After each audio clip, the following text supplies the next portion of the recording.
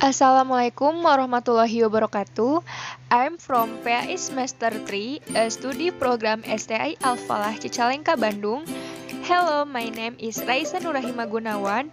Here I will presentation of simple future tense.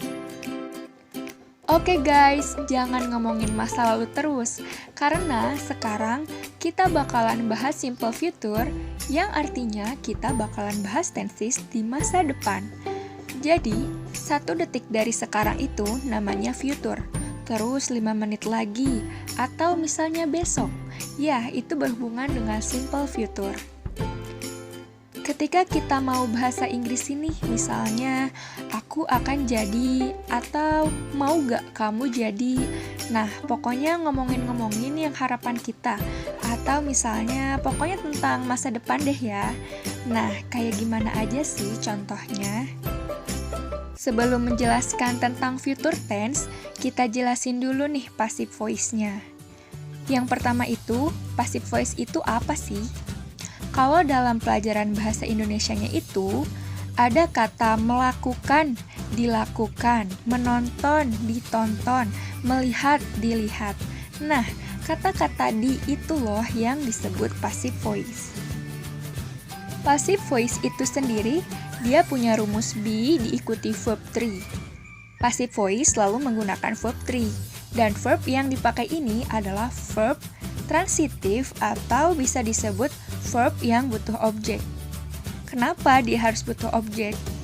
Karena nantinya objek yang di belakang itu loh yang bakal ditarik ke depan menjadi subjek. Dia akan merubah posisi. Contohnya nih, kalau kita ambil dari satu tenses nih, simple future. Simple future di sini ada kata aktif. I will make a cake. Aku akan membuat sebuah roti. Kita analisis dulu nih, subjeknya yang mana? I di sini jadi subjek. Make di sini jadi verb. Verb 1 tepatnya. Dan a cake di sini loh, dia jadi objek. Ketika dia dirubah menjadi pasif nanti, maka rumus simple future will verb 1 ini dia akan dikawin silangkan dengan rumus pasif yaitu be verb 3. Hasilnya adalah seperti ini. Verb 1 ini nanti akan dikawinkan dengan be, maka dia akan menjadi be. Ini adalah rumus pasifnya. Passive voice, karena dia ini lawan katanya aktif, maka objek yang dijadikan dalam kalimat aktif, dia akan berpindah ke depan. A cake, lalu will-nya turun. Will be verb 3. Verb 3-nya dari make adalah made. Karena dia berubah jadi pasif, maka dia harus diubah menjadi verb 3. A cake will be made by. Nah, subjeknya di sini I. Tapi ketika dia ditarik ke belakang, ditarik setelah verb, maka dia akan pindah posisi jadi objek. Maka dia akan menjadi by me. I will make a cake. Aku akan membuat sebuah kue. Kalau kita dirubah ke pasif, sebuah kue akan dibuat olehku. Sekalipun nih teman-teman, a cake ini berasal dari awalnya adalah objek. Ketika dia sudah pindah di depan, dipindah sebelum verb, maka dia tetap disebut sebagai subjek. Sedangkan I itu nanti ketika di belakang, dia akan berubah menjadi agent, pelakunya. Oke, selanjutnya verbalnya ada subject, will, dan verb 1. Contohnya kayak gimana sih? I will go to the market. I will write a book. I will marry you. Nah, intinya kalau misalnya yang aktifnya, kita tinggal nambahin will dan verb 1. Gimana kalau misalnya yang si subjeknya ini, she, he, it ketemu will? Nah, kalau ketemu will itu, harus ketemunya juga verb 1. Contohnya, aku nggak akan nikah sama kamu. Nah, berarti kita tinggal tambahin aja not-nya setelah will. So, I will not marry you. Sedih sih guys ditolak, tapi nggak apa-apa, masih banyak, tenang aja. Oke, Intinya kalau misalkan yang negatif, kita tinggal tambahin subject, will, not, and verb 1. Nah, sekarang interrogatifnya. Gimana sih? Atau kata tanyanya itu kayak gimana sih? Nah, jadi tinggal pindahin will-nya aja ke depan. Kayak misalkan kita sering banget nih denger, will you marry me? Gitu kan? Selanjutnya, nominalnya ada apa aja sih di sini? Jadi, kalian tinggal nambahin will dan be.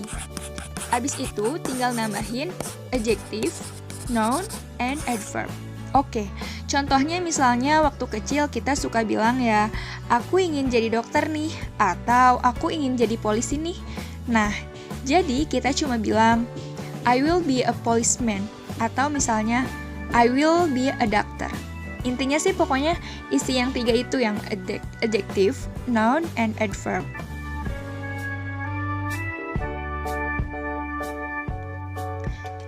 Time signal contoh yang pertama ada next. Next bla bla bla. Jadi misalnya kita bisa bilang next week, I will marry you next week. Oh my god, mau gak nikah sama aku? Bulan depan? Minggu depan? Pilih yang mana? Atau tomorrow? Boleh, kayak gitu. Atau later. Nah, kalau misalnya orang-orang yang cowok-cowok yang bilang I will marry you later. Nah, tinggalin aja itu mah ya. Pokoknya kalau later itu kan ya nanti sih, tapi harus jelas. Dah, kita tuh butuh kepastian. Nah, ngomongin kepastian guys, ternyata will itu ada temennya. Yang namanya kepastian yaitu going to. Apa sih bedanya?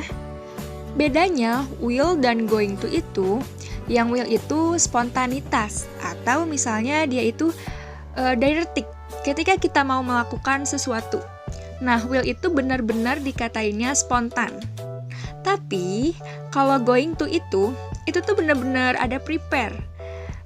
Jadi, I'm going to watch the movie tomorrow. Berarti dia udah pesan tiket nontonnya, terus udah tahu lah gitu, kita tuh besok mau nonton gitu ya. Beda lagi dengan misalnya aku bilang, hey ke rumah aku dong. Nah, kalau misalnya kita bilang, I will come to our house, kayak gitu. Beda kan dengan yang udah direncanain sebelumnya.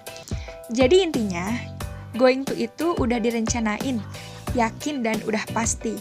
Tapi kalau misalkan will itu jadi tanpa direncanain gitu, spontanitas.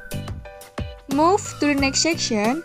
Nah, jadi ada beberapa pertanyaan yang membingungkan di simple future. Contohnya, apa sih arti kata ini?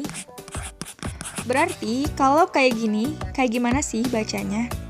Ini tuh artinya I will, tapi disingkat jadi I'll. Terus misalnya won't. Ini berarti will not, kayak gini. Nah, ini tuh apa sih artinya? Jadi ini tuh singkatan dari sini. Terus, perbedaan dari will dan shall. Kadang-kadang kita bingung sih pilihnya will atau shall. Jadi dua-duanya sama, tapi bedanya kalau will ini boleh semua subjek. Jadi boleh she, he, it, I, you, we, they. Tapi kalau misalnya shall, dia khusus untuk I dan we aja. Contohnya misalnya, I shall, sama aja artinya dengan will, baru verb 1.